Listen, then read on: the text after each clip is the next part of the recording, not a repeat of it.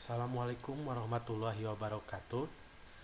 Baik, untuk pertemuan kali ini kita masih membahas tentang materi di bab program linear. Nah, untuk kesempatan kali ini kita akan membahas cara membuat kalimat matematika dari sebuah permasalahan konstekstual.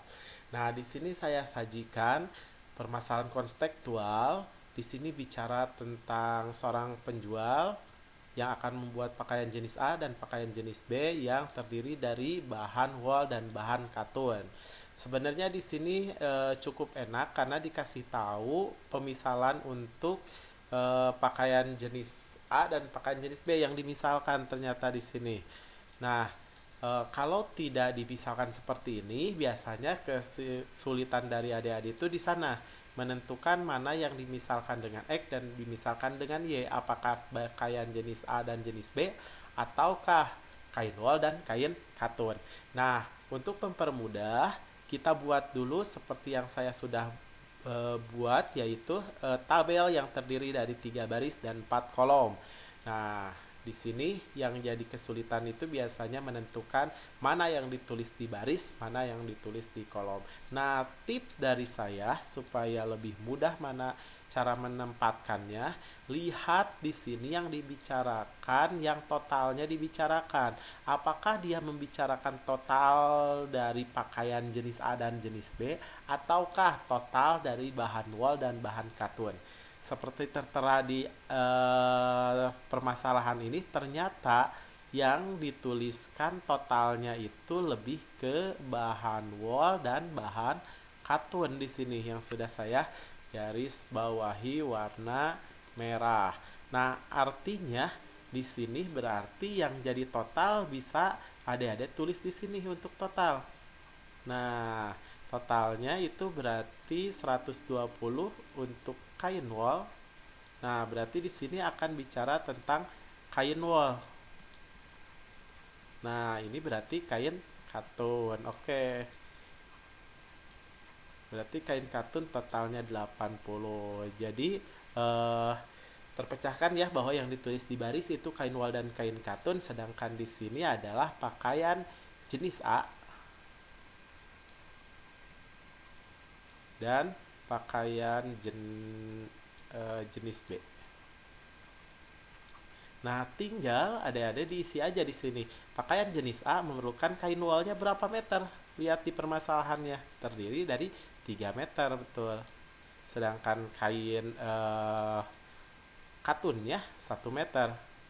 Nah, untuk pakaian jenis B, oh maaf, 1 meter untuk di kain katun di sini ya. Sedangkan jenis B itu kain wolnya 2 meter di sini. Jadi salah, 2 meter di sini. Sedangkan kain katunnya 2 meter juga. Baik. Nah, kalau seperti ini lebih mudah adik-adik membuat kalimat matematikanya.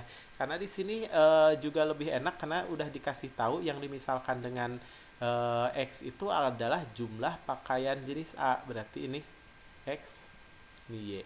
Nah, jangan lupa di jawaban yang adik-adik buat pemisalannya ditulis. Jadi di sini tulis misalkan X adalah jumlah dari pakaian jenis A. Sedangkan yang Y jumlah pakaian jenis B. Nah, sekarang kenapa pemisalannya harus variabel X dan variabel Y? Kenapa nggak variabel M sama variabel N misalkan? Nah, di sini kenapa pemisalannya variabel X dan variabel Y? Karena kita akan menggambarkan kalimat matematikanya untuk penyelesaiannya itu dalam koordinat kartesius. Koordinat kartesius kan terdiri dari sumbu X dan sumbu Y. Jadi supaya bisa digambarkan lebih mudah di koordinat kartesiusnya, makanya pemisalannya dibuat dalam variabel X dan variabel Y. Kalau sudah seperti ini, kalimat matematikanya apakah sudah mudah dibuat? Sangat mudah. Jadi kalimat matematikanya sudah mudah dibuat. Nah, kalimat matematikanya berarti yang pertama, gimana sih cara bacanya untuk kalimat matematika yang telah kita bikin di tabel? Bacanya itu berarti tinggal ke pinggir aja ke sini. Jadi bacanya itu yang ini nih, tinggal dibaca ke pinggir.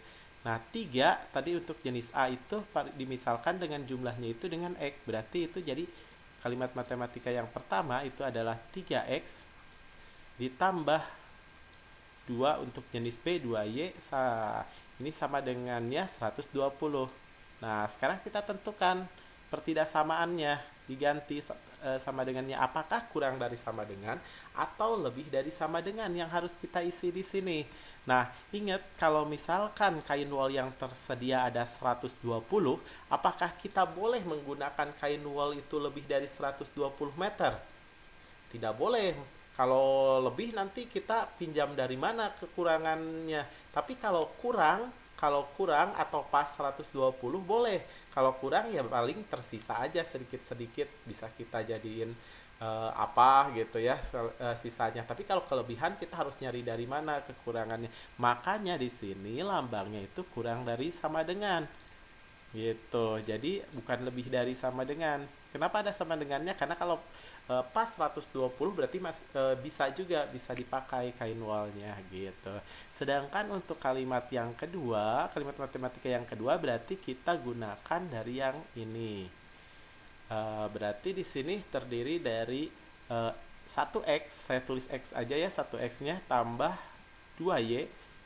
Nah, 80. Ini apakah sama kurang dari sama dengan? Sama ya, karena kain katunnya cuma ada 80 cm 80 meter, berarti tidak boleh melebihi. Kalau misalkan kurang atau sama dengan baru boleh. Nah, makanya lambangnya sama kurang dari sama dengan. Yang kalimat matematika selanjutnya yang sering dilupakan oleh adik-adik itu yaitu kalimat matematika ketiga dan keempat. Apa itu yang ketiga keempat? Kan di tabel udah habis. Nah, ini yang suka kelupaan yaitu X lebih dari sama dengan 0, sedangkan yang keempat adalah Y lebih dari sama dengan 0. Kenapa sih harus ada dua ini? Ingat, di sini X itu memisalkan jumlah pakaian jenis A. Kalau jumlah pakaian jenis A ya paling kecil nggak ada gitu, nggak ada tuh 0. Kalau misalkan negatif, X-nya negatif. Nah, kita bicara jumlah, ada gitu jumlah yang negatif. Misalkan jumlah pakaian jenis A-nya negatif 5, kan nggak ada ya? Nah, begitu juga pakaian jenis B, nggak mungkin ada yang negatif. Makanya dia dibatasi bahwa X-nya harus lebih dari sama dengan 0 dan Y-nya juga harus lebih dari sama dengan 0. Nah, inilah kalimat matematika yang bisa dibuat dari permasalahan kontekstual yang ada di nomor 1. Nah, kalau untuk menggambar di koordinat kartesiusnya, pertemuan sebelumnya sudah saya bahas tentang cara menggambar grafik dari sistem pertidaksamaan. Nah, sekarang saya perlihatkan langsung menggunakan aplikasi GeoGebra. Jadi adik-adik boleh mencobanya kalau sudah bisa menggunakan cara yang saya ajarkan seperti yang kemarin tanpa menggunakan GeoGebra. Nah, saya sekarang menggunakan GeoGebra untuk menggambar grafiknya. Yang pertama, tadi kita udah punya 3x ditambah 2y kurang dari sama dengan 120 ya. Nah, inilah grafik dari yang 3x ditambah 2y kurang dari sama dengan 120.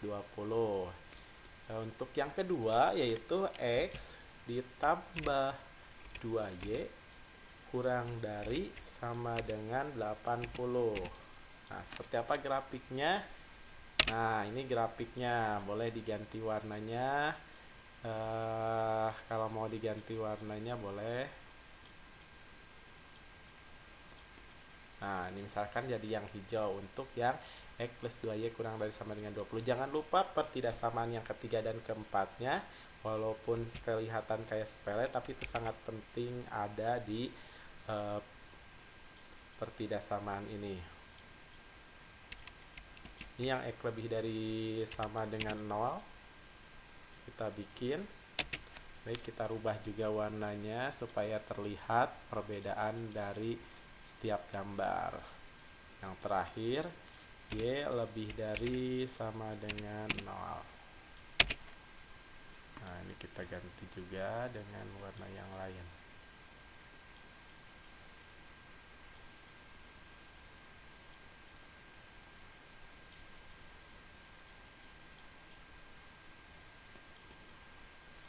Nah, baik, inilah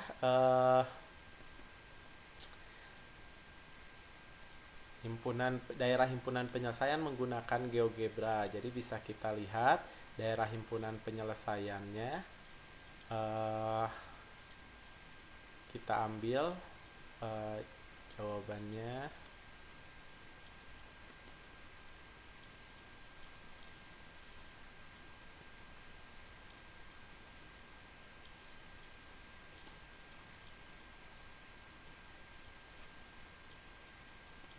Nah, inilah daerah himpunan penyelesaian dari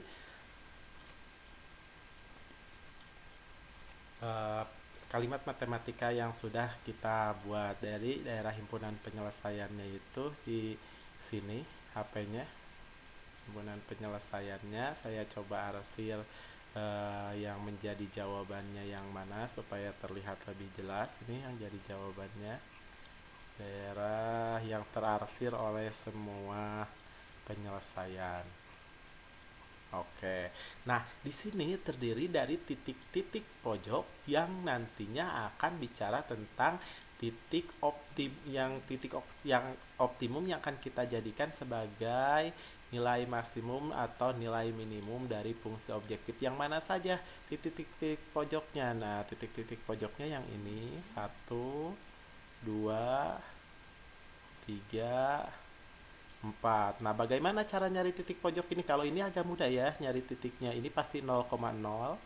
Kalau yang ini titiknya berarti 40,0.